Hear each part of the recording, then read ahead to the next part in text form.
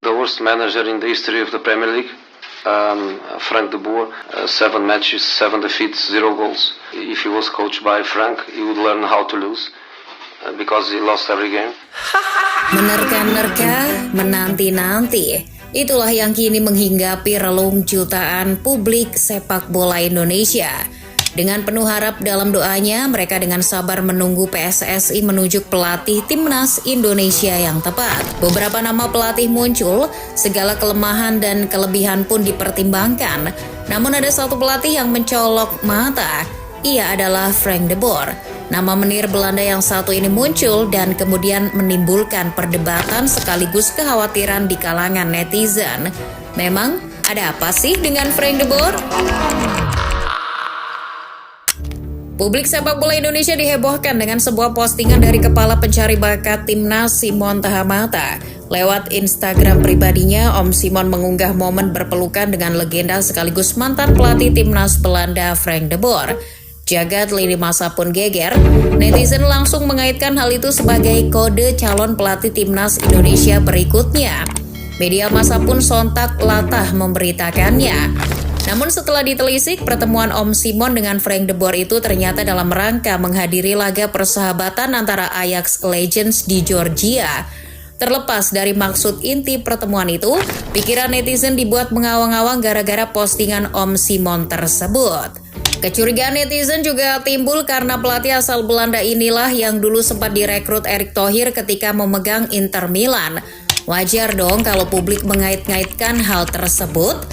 Apalagi kini kondisinya posisi pelatih timnas Indonesia masih kosong. Siapapun yang muncul, calon-calon tersebut pasti akan dikuliti satu persatu, termasuk mengenai kriteria-kriterianya. Beberapa pandit sudah berkoar di ruang-ruang podcast, termasuk Bung Harpa alias Haris Pardede. Ia sempat mengemukakan beberapa kriteria pelatih timnas berikutnya, di antaranya soal ketersediaan, pengalaman di sepak bola Asia, kedekatan serta pengalaman menangani timnas. Kalau soal ketersediaan, Frank de Boer jelas masih tersedia. Sebab pelatih kelahiran Mei 1970 ini sudah menganggur selama 2 tahun sejak didepak dari klub Uni Emirat Arab Al Jazeera. Soal pengalaman mengetahui seluk-beluk sepak bola Asia, Frank de Boer juga punya. Selain pernah melatih Al Jazeera, ia juga sempat membela klub Qatar, Al Rayyan, dan Al Shamal sebelum memutuskan gantung sepatu pada tahun 2006. Lalu pengalamannya menukangi timnas. Frank de Boer pernah dipercaya oleh KNVB menukangi timnas Belanda di Euro 2020. Meski secara hasil ia gagal mengantarkan The Orange menembus babak perempat final. Kemudian soal kedekatan, dirinya satu negara dengan Simon Tahamata, Jordi Cruyff maupun Alexander Zviers. Tak hanya itu, kedekatan dengan ketum PSSI juga punya. Beberapa kriteria itu baru sisi luarnya saja. Lalu bagaimana jika timnas Indonesia diracik oleh Frank de Boer? Kalau melihat sepak terjangnya menangani timnas Belanda agak mirip dengan cara bermain timnas Indonesia. Struktur bertahan solid dengan 3 bek lalu mengandalkan serangan balik cepat menjadi ciri khas The Orange di ajang Euro 2020. Di laga penyisihan, tim seperti Austria, Makedonia Utara dan Ukraina semua dilibas dengan sistem 3-4-1-2 miliknya. Artinya jika ia tak aneh-aneh seperti Kluivert, struktur tersebut bisa diterapkan di timnas Indonesia. Toh materi skuad timnas Garuda mendukung. Selain kesamaan taktik, modal besar Frank de Boer pelatih timnas Indonesia adalah koleksi gelar.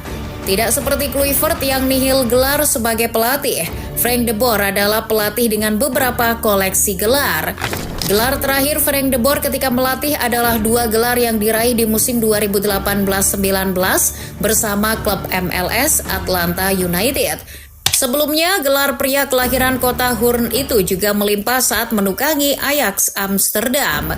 4 gelar juara Eredivisie secara beruntun berhasil ia raih dari tahun 2011 hingga 2014. Frank de Boer saat itu berjaya dengan bantuan pemain seperti Christian Eriksen hingga Daley Blind. Gelar di Eredivisie ternyata bukan jaminan, sebab track record melatih Frank de Boer pasca dari Ajax hancur lebur, seperti saat dirinya ditunjuk sebagai pelatih Inter Milan pada tahun 2016. Pemilik Inter saat itu, Erick Thohir, berharap metode permainan dan pengembangan pemain muda seperti model Ajax bisa diterapkan oleh Frank de Boer di Inter. Fans Nerazzurri di seluruh penjuru dunia pun menanti-nanti magis apa yang akan diberikan Frank de Boer pasca pemecatan Roberto Mancini.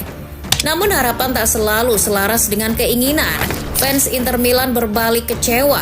Baru debut melawan Chievo, mereka sudah dibantai, dan cara bermainnya juga sering berubah-ubah.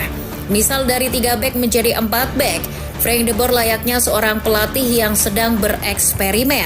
Ia tak sadar bahwa tim yang dibesutnya adalah tim besar yang hanya menuntut hasil nyata secara cepat. Alhasil, baru 14 laga menangani La Beneamata, Frank de Boer akhirnya didepak. Ia hanya menorehkan 5 kemenangan, 2 kali seri dan 7 kali kalah. Hasil tersebutlah yang membuat Erick Thohir memecatnya. Nasib Frank de Boer tak hanya didepak di tengah jalan, mirisnya ia juga menerima hujatan dari para pemainnya sendiri. Salah satu mantan anak asuhnya asal Turki, Caner Erkin, mengungkap bahwa Frank de Boer sebagai sosok yang tidak sopan dan tidak menghargai pemain. Bek tengah itu berani menyebut bahwa Frank de Boer lah yang membunuh karir sepak bolanya ketika berseragam Inter.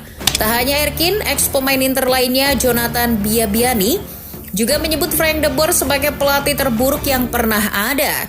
Sayap asal Prancis itu juga berani berkata bahwa Frank de Boer adalah pelatih gagal dengan filosofi sepak bolanya yang tidak jelas. Tak ketinggalan mantan gelandang Inter Felipe Melo. Lebih frontal lagi, pemain asal Brazil itu berani menyebut bahwa Frank de Boer sebagai sosok yang tidak mengerti apapun tentang sepak bola dan tidak disukai oleh para pemain. Setelah terjungkal di kota Milan, karirnya juga terperosok di London. Nasib tragis juga dialaminya ketika dipercaya menangani Crystal Palace pada tahun 2017. Menggantikan Sam Allardyce, ia diharapkan pemilik Steve Paris mampu mengubah permainan The Eagles. Dalam konferensi pers penunjukannya, ia pun berani berjanji akan mengadopsi gaya bermain indah ala Ajax ke Selhurst Park. But the most important thing that I want to try to play dominant when we can play dominant. Namun, janji tinggal janji. Alih-alih bermain indah, yang ada Crystal Palace bermain seperti tim level Tarkam. The Eagles yang sedang berharap bangkit seketika terperosok ke jurang degradasi berkat ulah Frank de Boer. Publik Selhurst Park pun marah. Gimana nggak marah coba? Dari 4 laga Liga Inggris, semuanya berakhir dengan kekalahan. Mirisnya lagi, Wilfried Zaha dan kawan-kawan tak mampu mencetak gol satupun. Alhasil, tamatlah riwayat melatih Frank de Boer. Ia lalu menjadi salah satu pelatih tersingkat di Liga Inggris, yakni 77 hari saja. Melihat track record melatih Frank de Boer, wajar jika publik sepak bola Indonesia khawatir. Meski ada sedikit kelebihannya, namun itu tak menutup borok yang telah ia tinggalkan. Erick Thohir harusnya sadar dan tak lagi melakukan kesalahan yang sama. Bagaimanapun ia pernah punya kenangan pahit di Inter. Ingat Pak Erick, stok pelatih bukan hanya dari Belanda saja, dari negara lain juga banyak. Toh selama ini pelatih dari Belanda semuanya hanya bikin sakit hati. Sebut saja Will Korver, Frans van Balkom, Henk Willems, Wims Risbergen, Peter Huistra, hingga Patrick Kluivert. Jadi buat apa rekrut pelatih Belanda lagi kalau endingnya hanya mau nyakitin? Untung ini baru sekedar rumor dan belum benar-benar diputuskan.